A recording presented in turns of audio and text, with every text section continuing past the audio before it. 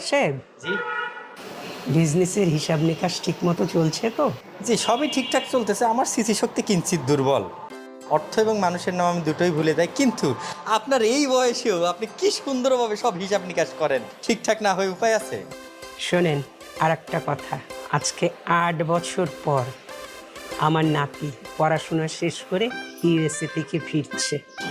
বাহ, আপনি থাকবেন কিন্তু, ওর সঙ্গে আপনার পরিচয় করে দিব। দাদি, তোমার কিছু লাগবে? না রে, আমার কিছু লাগবে না, তবে তোকে লাগবে। এদিকায় শোন, আজকে আমার একমাত্র নাতি তার লেখাপড়া শেষ করে আমেরিকা থেকে দেশে ফিরছে। ওর জন্য কিন্তু মজার মজার রান্না করতে হবে। মজার মজার রান্না হচ্ছে তো? আরে হ্যাঁ, তুমি কোনো টেনশন কইরো না।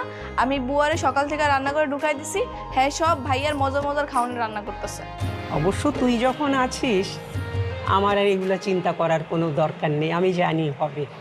ও, তোকে আর একটা কাজ করতে হবে কিন্তু, বাজারে গিয়ে ওই ঝুরা ঝুরা ফুলগুলো থাকে না, ওগুলো আনতে হবে।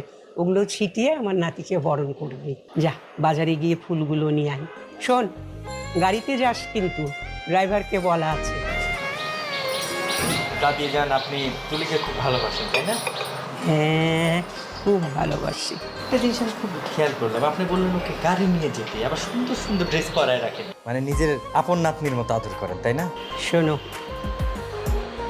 আমার নিঃসঙ্গ জীবনের সাথী ওই তুলি, ও ছাড়া তো আমার কেউ নাই।